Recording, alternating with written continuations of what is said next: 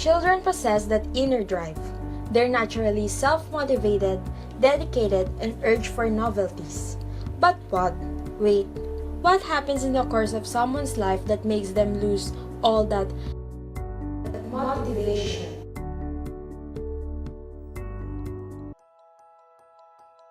What is motivation?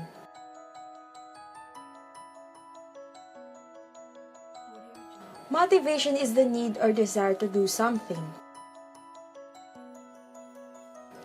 A process of stimulating people to actions to accomplish the goals.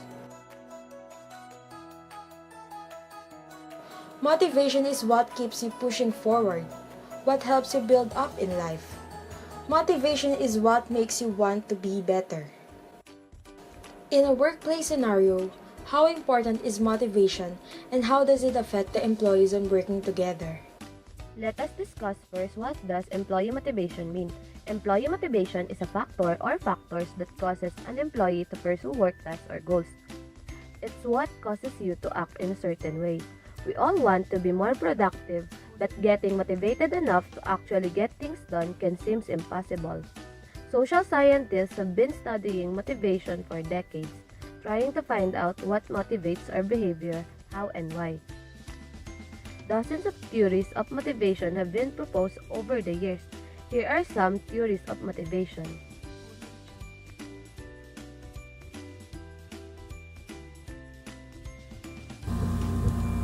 Hertzberg's two-factor theory. The two-factor theory of motivation was developed by psychologist Frederick Hertzberg in the 1950s. Analyzing the responses of 200 accountants and engineers who were asked about their positive and negative feelings about their work, Hertzberg found two factors that influence employee motivation and satisfaction.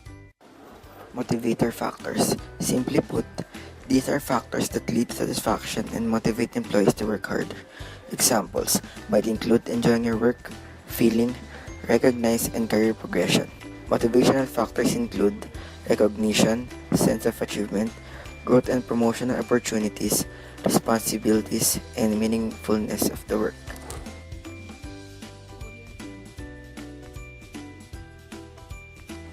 Hygiene factors. These factors can lead to the dissatisfaction and a lack of motivation if they are absent. Examples include salary, company policies, benefits, relationship with managers and coworkers. Hygiene factors include pay, company policies, fringe benefits, physical working condition, status, interpersonal relation, and job security. This theory implies that for the happiest and most productive workforce, you need to work on improving both motivator and hygiene factors. To help motivate your employees, make sure they feel appreciated and supported. Give plenty of feedback and make sure employees understand how they can grow and progress through the company. To prevent job dissatisfaction, make sure that your employees feel that they are treated right by offering them the best possible working conditions and fair pay. Make sure you pay attention to your team and form supportive relationships. Maslow's hierarchy of needs. The hierarchy of needs theory was coined by psychologist Abraham Maslow in his 1943 paper, A Theory of Human Motivation. The hierarchy is made up of 5 levels. First, physiological. This need must be met in order for a person to survive. Second, safety, including personal and financial security and health and well-being. Third is love or belonging. Fourth, esteem. Fifth, self-actualization. In order to get the most out of your team, you should also make sure you support them in other aspects of their lives outside work. Perhaps you could offer flexible working hours to give employees time to focus on their families and make sure they are paid fairly to help them feel financially stable. Hawthorne effect. The Hawthorne effect was first described by Henry A. Landsberger in 1950, who noticed a tendency for some people to work harder and perform better when they were being observed by researchers.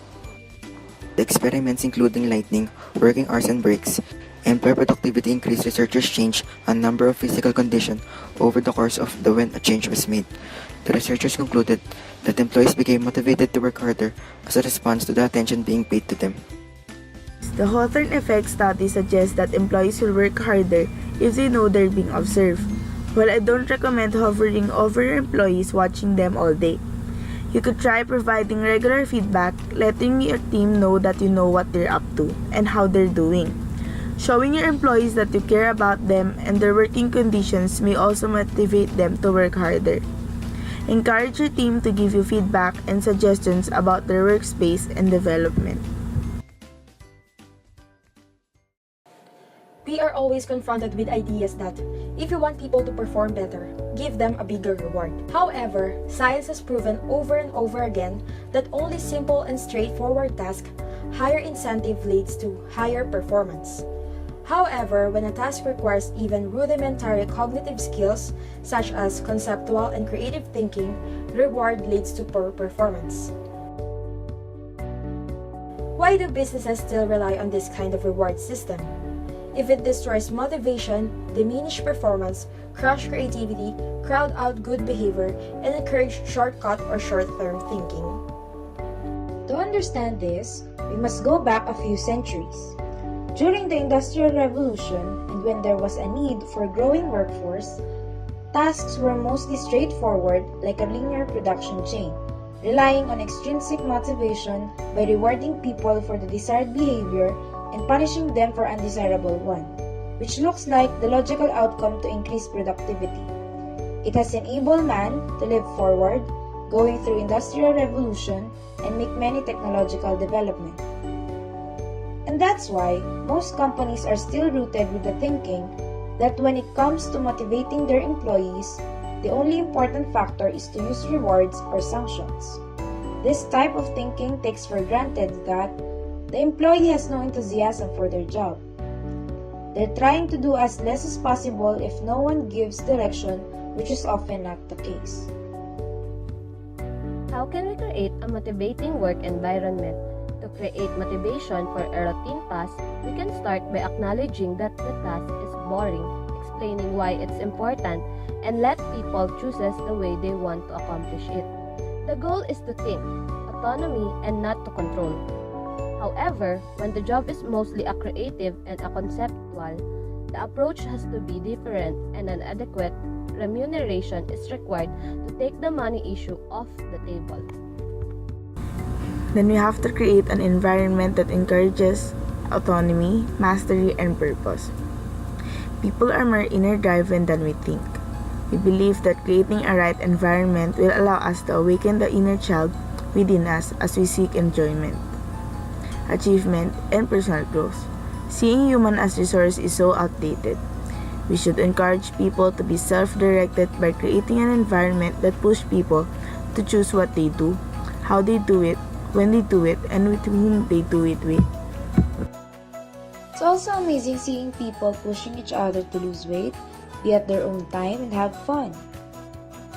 Now imagine every office job offers the kind of work environment where people feel in control.